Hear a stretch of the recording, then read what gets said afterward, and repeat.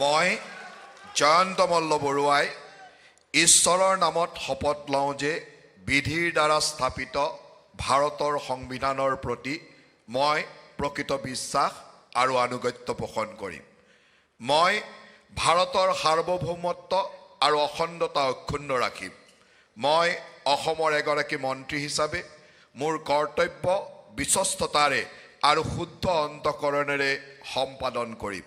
আৰু মই ভয় বা পক্ষপাত, অনুৰাগ বা বিদ্বেষ নোহোৱাকৈ সংবিধান আৰু আইন অনুসৰি সকলো শ্ৰেণীৰ লোকৰ প্ৰতি ন্যায় আচৰণ কৰিম।